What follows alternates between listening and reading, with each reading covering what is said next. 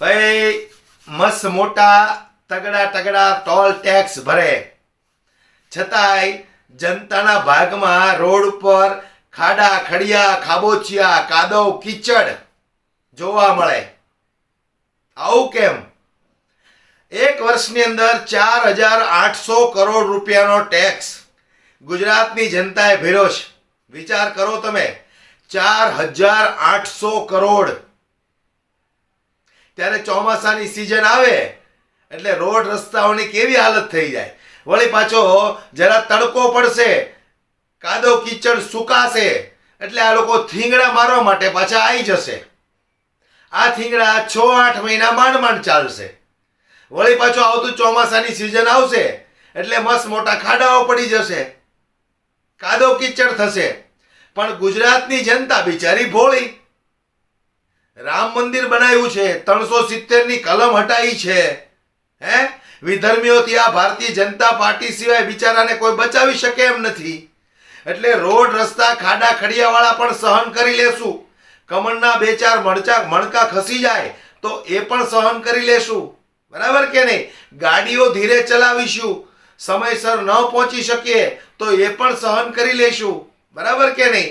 કારણ કે ગુજરાતની જનતા ભોળી છે. બરાબર?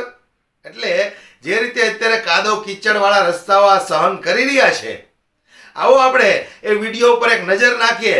પણ હું એટલું ચોક્કસથી કહીશ કે મેં નહોતું વિચાર્યું કે ક્યારેક ગુજરાતની પ્રજા આટલી બધી ગુલામ પણ બની જશે કે કોઈની પાસે એટલી બોલવાની હિંમત પણ નહીં રહે કે આ રસ્તાઓને રિપેર કરાવો, અમે લોકો ટેક્સ ભરીએ છીએ. જે રીતે રસ્તાઓની હાલત છે, અમારા મિત્ર એક દર્શિત પંચાણીએ જે વિડીયો શૂટ કર્યો છે, આવો આપણે એ વિડીયો ઉપર એક નજર નાખીએ દોસ્તો.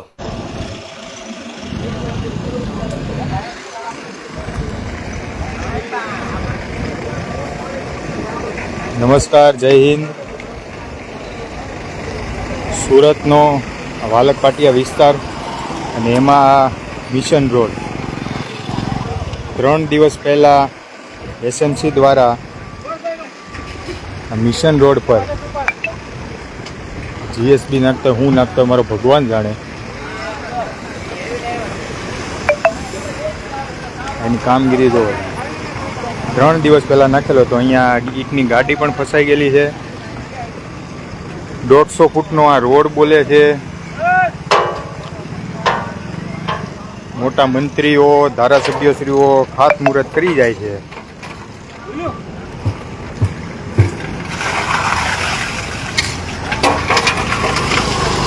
તો આ 3 દિવસ પહેલાં નાખેલું છે, આ પાછું નાખવું પડશે. 3 દિવસ પહેલાં નાખી ગયા હતા, પાછું નાખવું પડશે. 3 દિવસ પહેલાં નાખેલું, પાછું નાખવું પડશે. તો પછી આ કોન્ટ્રાક્ટરને એને કયો હવે રોડ સારા બનાવે. હે, મંત્રી સંત્રી ધારાસભ્ય બધા ખાતમુહૂર્ત તો કરી જાય છે, રોડમાં કઈ ઠેકાણા નથી.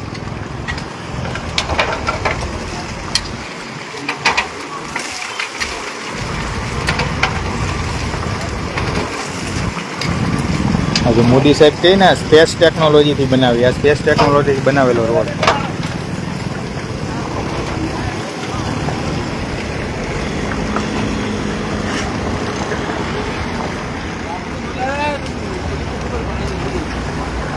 આખો રોડ આ રીતે છે. વાલક પાટિયાથી લઈને મિશન રોડ, વાવ, આસોદરા રોડ ગણી લો.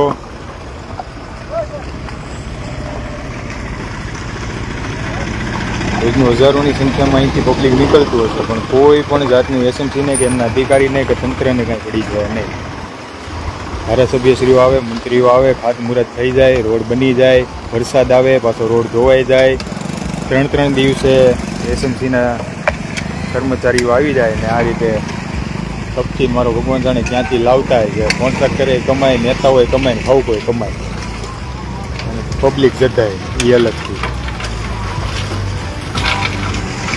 આગળનો સ્પેસ ટેકનોલોજીનો રોડ બતાવું. આ ઈંટની ગાડી અહીંયા ફસાઈ ગયેલી છે.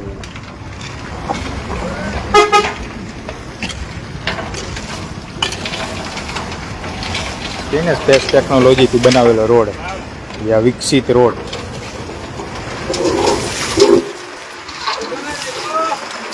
ખાડો અહીંયા પડ્યો છે એટલામાં નાખશે, ઓલો ખાડો રહી જશે.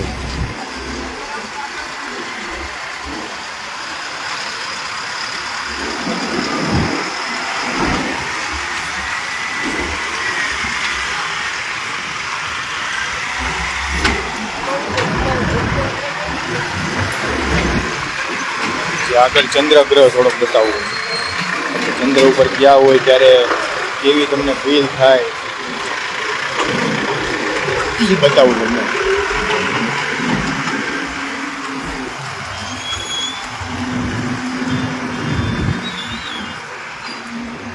રોડના નામે કોણ જાણે ક્યાંથી કેટલાય ટેક્સ વસૂલતા છે. ભગવાન બરોબર આ કંઈ કામ કરતા હોય તો ટેક્સ તો બધાય આપે છે. વેરાઈ મહાનગરપાલિકા ઘણો ઉઘરાવે છે, બાકી રહી જાય તો પેનલ્ટીઓ એટલી જડાવે છે.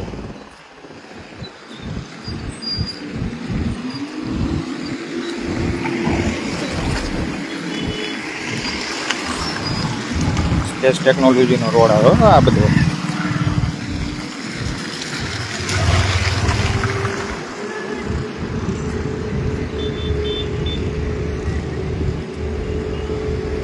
વાક એક જોતા પબ્લિકનો પણ કહેવાય કે કંઈ બોલતી છે નહીં, આ બધું સહન કરે જાય છે. હવે શું છે, પબ્લિકે ટેવાઈ ગઈ. મત આપવા ટાણે મહિનો દી ધ્યાન રાખે એ હતા ને એવા ને એવા. સ્પેસ ટેકનોલોજી વાળો રોડ.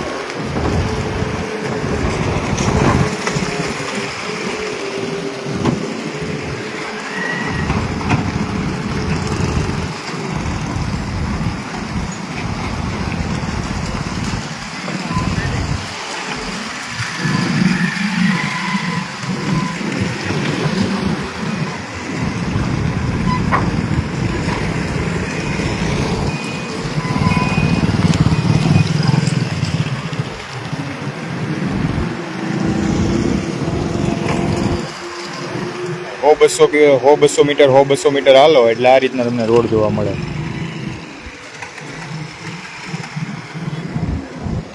અત્યાધુનિક.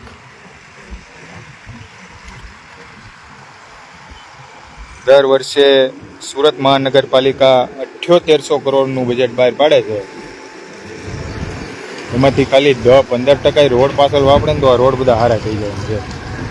ઇજ્જતથી વાપરે ને તો.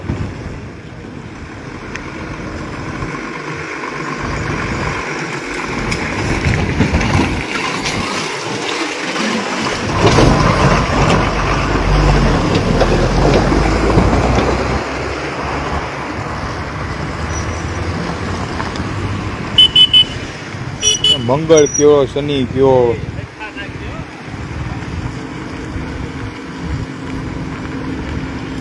બધા ગ્રહોના દર્શન અહીંયા થઈ જાય.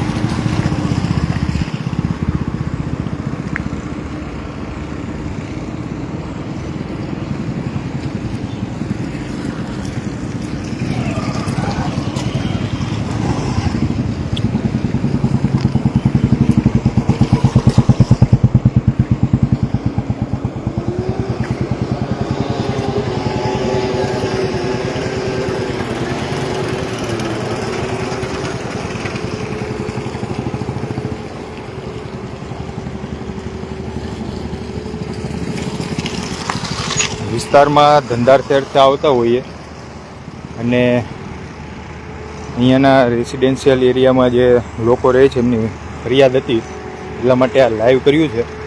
આશા રાખું છું કે તંત્ર હવે સફાળું જાગે.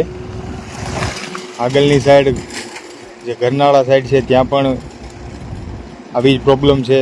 આખા રોડમાં લઈ લો, એ ચાહે પાસોદરા હોય, કઠોદરા હોય, મિશન રોડ હોય, નવા વડેલા જે કોઈ પણ વિસ્તાર હોય તેમાં આવી જ પરિસ્થિતિ છે, ખરાબ પરિસ્થિતિ છે. હવે લોકોનો અહીંયા વસવાટ કરવાનું પ્રમાણ પણ વધી રહ્યું છે. સાથે સાથે એમને સુવિધા આપવામાં આવે એવી સૌ કોઈની માંગ છે. એમના પર તંત્ર, રાજકીય નેતાઓ ધ્યાન આપશે એવી આશા રાખું છું. જય હિન્દ, વંદે માતરમ, ભારત માતા કી જય, જય જય ગરવી ગુજરાત.